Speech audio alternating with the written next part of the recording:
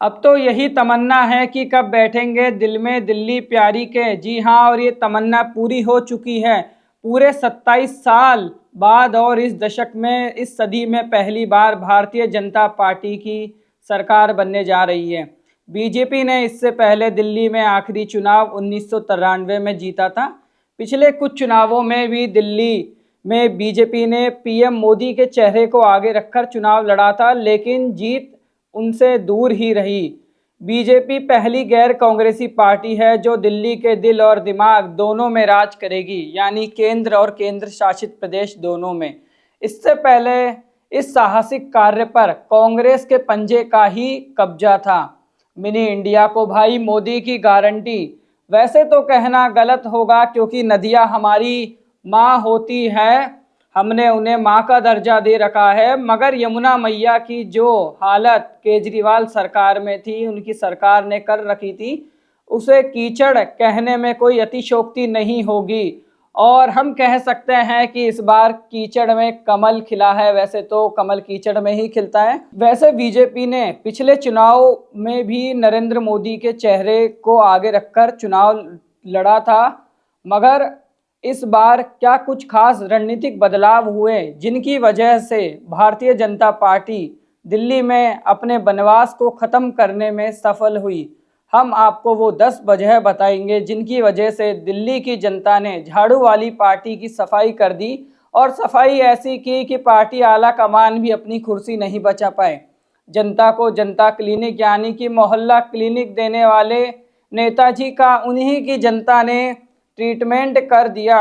Corruption को ख़त्म करने आई पार्टी को खुद करप्शन ने ख़त्म कर दिया। अब हम आपको बताते हैं वो 10 महत्वपूर्ण बिंदु जिनकी बदौलत बीजेपी दिल्ली में अपनी सरकार बनाने, या आज की भाषा में कहे तो कमबैक करने में सफल हुई और आम आदमी पार्टी को की फाइल सल्टी।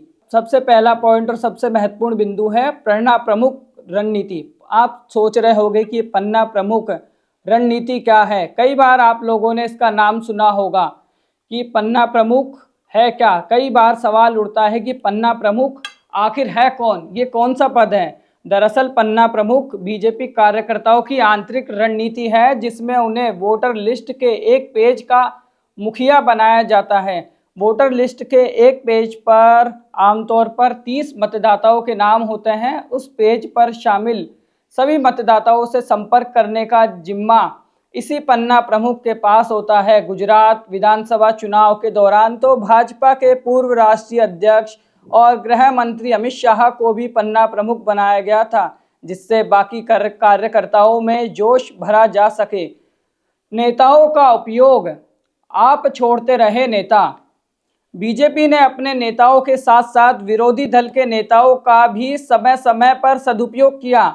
विधानसभा चुनाव से ऐन वक्त पहले आम आदमी पार्टी के करीब 8 बड़े नेताओं ने पार्टी को अलविदा कह दिया। इससे पहले भी पार्टी टूटकर आप नेता बीजेपी में शामिल हो गए। इनमें कैलाश गहलोत का नाम भी शामिल है। वहीं राजेंद्र पाल गौतम ने कांग्रेस का दामन थामा। बीजेपी ने चुनाव का तगड़ा मैनेजमेंट किया, जिसे आप पार नहीं पा सकी। स्टार कैंपेनर सहित खुद प्रधानमंत्री नरेंद्र मोदी ने प्रचार की कमान संभाली और धुआंधार जनसभाएं की। इसके अलावा बीजेपी ने अपने सभी मंत्रियों, सीएम और स्टार प्रचारकों तक की पूरी मशीनरी लगा दी। आपका चुनाव मैनेजमेंट बीजेपी के मुकाबले काफ़ी कमज़ोर रहा। ज़्यादातर पुराने नेताओं पर ही आपने भरोसा जताया, जबकि बीजेपी ने बड़ी संख्या में नए चेहरों को मौका दिया।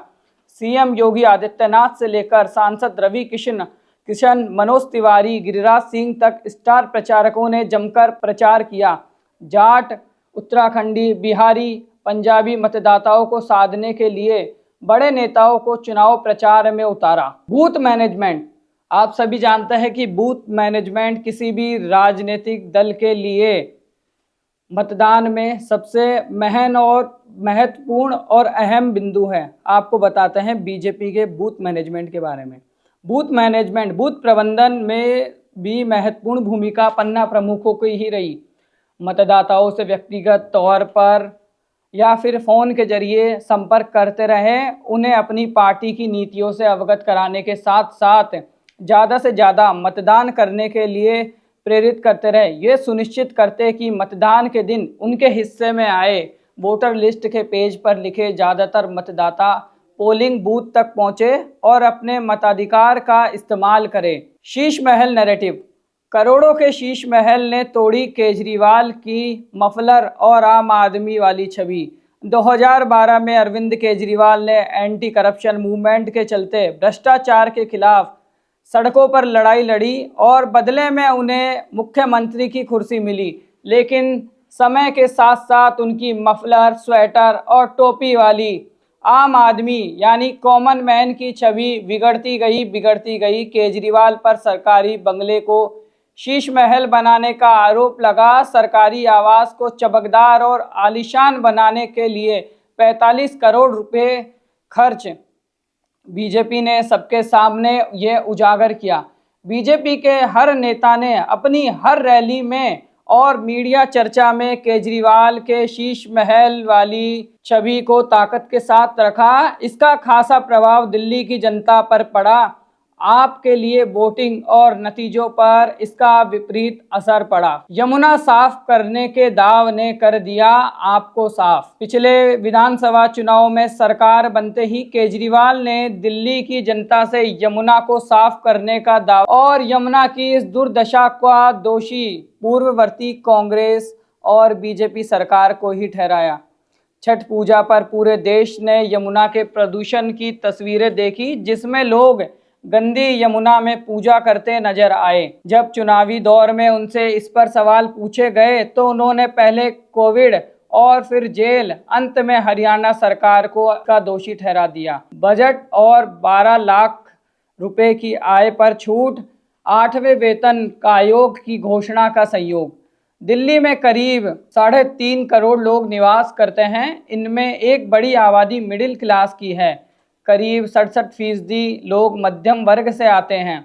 चुनाव के ठीक पहले बीजेपी ने बजट में 12 लाख रुपए तक की आय पर टैक्स में 100% छूट देकर और 8वें वेतन आयोग की घोषणा ने मिडिल क्लास में खुशी की लहर दौड़ा दी, जिसका सीधा फायदा उन्हें चुनाव में मिला। रैली और सभाएं। प्रधानमंत्री नरेंद्र मोदी ने इस बार दिल्ली चुनाव की कमान अपने हाथ में संभाले रखी और कुल 5 बड़ी रैलियां की। इन रैलियों ने कुल 40 सीटों को कवर किया। मोदी का मैजिक कैसे सक्सेसफुल रहा, इसका अंदाज़ा इसी बात से लगाया जा सकता है कि इनमें से करीब 30 सीटों पर बीजेपी को जीत हासिल हुई। मोदी ने स्पष्ट कहा कि बीजेपी की जीत पर डबल इंजन की सरकार दिल्ली वालों के विकास में कोई कसर नहीं छोड़ेगी। केजरीवाल एक्सपोज, शराब नीति, भ्रष्टाचार और जेल। अरविंद केजरीवाल दिल्ली के युवाओं को लुभाने और साधने के लिए नई शराब नीति लेकर आए, जिससे दिल्ली शहर और नेशनल कैपिटल रीजन, राष्ट्रीय राजधानी क्षेत्र यानी एनसीआर में विशेष ऑफर के साथ शराब धड़ल्ले के साथ बिकने लगी। उपराज्यपाल वीके सक्सेना ने आबकारी नीति पर सवाल उठाए और केंद्रीय एजेंसियों से इसकी जांच की डिमांड कर डाली। इसके बाद सीबीआई और ईडी ने केजरीवाल के खिलाफ केस दर्ज कर लिया। अरविंद केजरीवाल 6 महीने से ज़्यादा जेल में रहे। दिल्ली की जनता ने उन पर भरोसा किया और भ्रष्टाचार के विरोधी नेता खुद भ्रष्टाचार के मामले में जेल गए और जेल जाने से दिल्ली की जनता को ठेस पहुंची। भाजपा का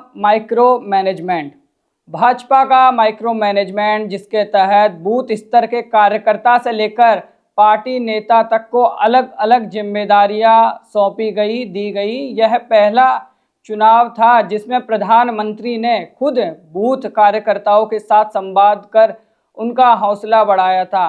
मोदी का संकल्प पत्र, मोदी की गारंटी और ब्रांड मोदी, जिसमें चुनावी सभाओं के द्वारा कई बार प्रधानमंत्री नरेंद्र मोदी ने कहा कि पार्टी ने जो संकल्प पत्र जारी किया है वह मोदी की गारंटी है।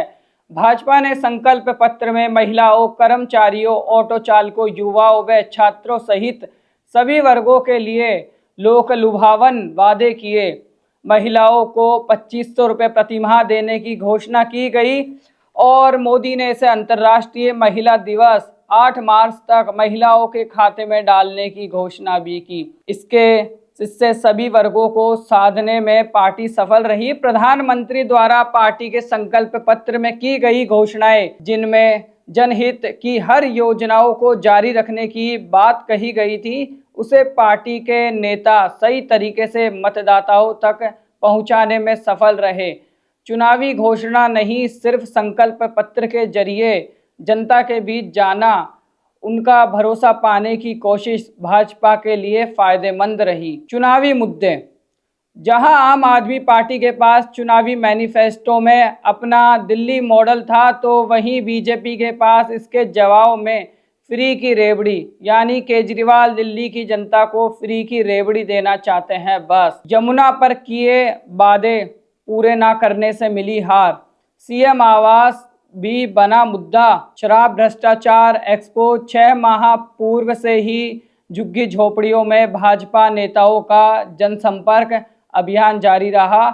आप सरकार के भ्रष्टाचारों को चुनावी मुद्दा बनाने में भारतीय जनता पार्टी सफल रही।